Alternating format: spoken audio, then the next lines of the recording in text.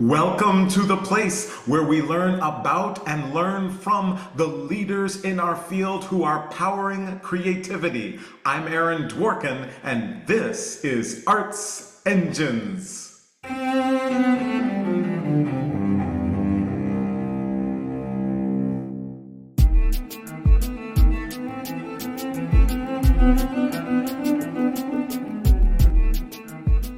Thanks again for joining me here on Arts Engines. Today's guest is Elizabeth Sobel, who serves as the president and CEO of the Saratoga Performing Arts Center. Elizabeth, welcome to the show. Thank you so much. I'm so excited to be with you. Well, I am so excited to be able to talk to you, and the community is incredibly special. This episode co-curated by our wonderful partners at Skidmore College, one of our great creative partners, and I've had the opportunity to be there. Very, very special community.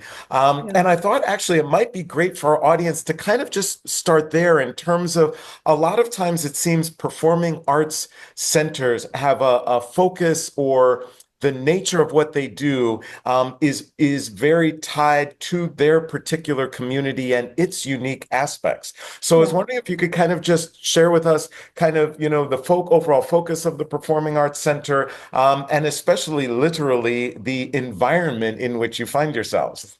Yeah, thank you. If you don't mind, I want to frame it by saying, I've been here 8 years, but before that, I spent most of my career in New York City running a talent agency for IMG and then years running a record label at Universal. And I certainly knew about the Saratoga Performing Arts Center, but I'd never been up here and never experienced the unique cultural heaven that this place is. And one of the things that was really blew me away, obviously, I very close with all of our partners out there at Ravinia and Hollywood Bowl and Wolf Trap and Tanglewood, and they're such great colleagues. But this place is very unique because it's a city of 28,000. And this city of 28,000 supports annual residencies by the New York City Ballet. We're the only place in the world that City Ballet comes every year with not just the full company of dancers, but the orchestra as well. The only place in the world where the Philadelphia Orchestra come every year for a 3-week residency. So it's quite spectacular that this community supports this level of investment in these incredible companies. So that's one thing, and then that's such a unique quality of what we have for so small compared to our colleagues. But also our tie to this city, as you mentioned, Saratoga is a really extraordinary city, and the location for the Saratoga Performing Arts Center is in the midst of 2,400 acres of New York State parkland called the Spa State Park, because we were designated as the first hydrotherapy spa in North America because there are all these healing curative springs all over the park. And the curative nature of these springs, the lands have been curated for, stewarded for 10,000 years by the native peoples in the region. And it's just a powerful, powerful place of healing to be.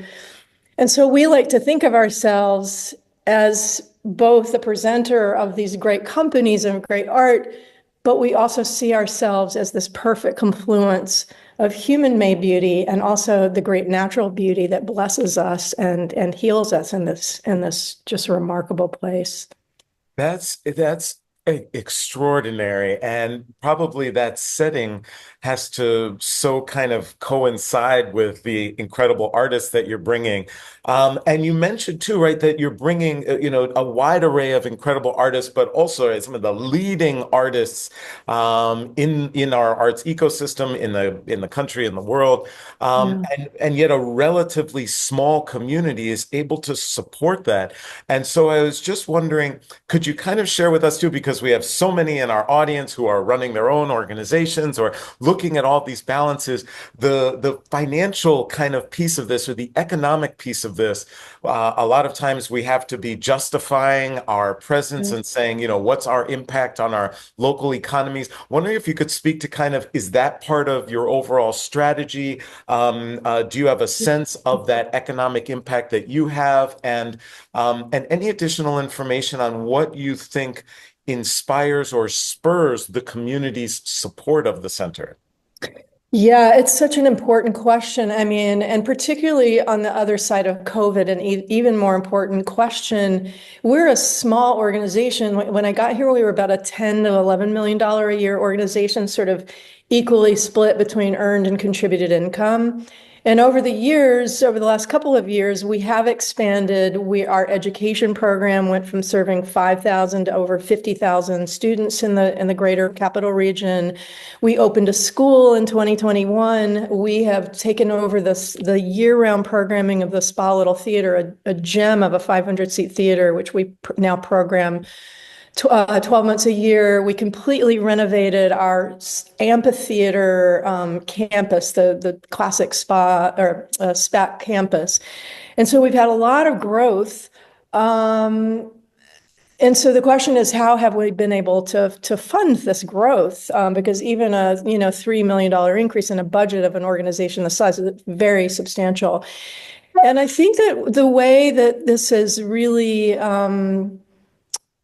there's a couple of things I like to look at as three tranches, right? First and foremost, we have so many dedicated, committed, generous people who have supported SPAC over the years, that continue to do so, and a lot of new people coming in because of all the new programming that we're doing.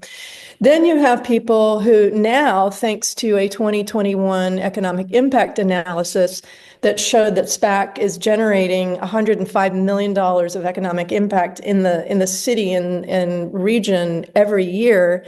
We now have that data to go after business leaders in the community who, frankly, didn't understand why they should give to a cultural organization previously, who are now, wow, yes, we understand that it is critical for the well-being of SPAC be protected for the future. And so we've been able to go after that tranche of people who care about the economic prosperity of the region. And then the third thing, and I would say this is the most important and exciting work that we've been doing, particularly coming out of COVID, but kind of an on-ramp since 2016, the increase in our education program, the increase in our focus on serving marginalized communities with a very specific emphasis on making the arts available to individuals, not just children, but individuals of all ages, of all, whether physical or developmental disabilities, that this is a big part of what we are focusing on, that the arts cannot be just for that elite few that frankly, a lot of people associated with SPAC for a long time. And so a lot of people who traditionally have only supported social services organizations have become supporters of SPAC because they see how we're interacting and collaborating with and supporting communities, not just in Saratoga, but throughout the region. So it's a very different view of how we fund ourselves than we had 8 years ago. And then the final thing I would say about that is because we are only a city of 28,000 in a region of only 1 million, that for us to fill a 5,200 seat amphitheater, which is one of our big existential challenges, the size of our amphitheater, we need to be attracting ticket buyers from much further beyond the capital region and beyond Saratoga County. So another aspect of our emphasis has been on cultural tourism, and we have received a lot of support from Saratoga County and then state and New York State. And really, I mean, you know how unbelievably special this place is. A lot of people just don't know what an incomparable world-class cultural destination Saratoga is. Not just what happens at SPAC, what happens at Skidmore, what happens at UPH, what happens at Cafe Lena. Obviously, Yaddo is here. I mean, it's astonishing how deeply the arts, unbelievable. It really is. It is a very, very special community. And I love how you kind of look at those different legs of the support and that structure that obviously has contributed to this wonderful sustainability, not just sustainability, but also growth that you've been able to experience. Well, it is truly special. I definitely encourage everyone in our audience, if they have not been there, they have to find a way to get to the Saratoga community because it really is special. And of course, the Performing Arts Center.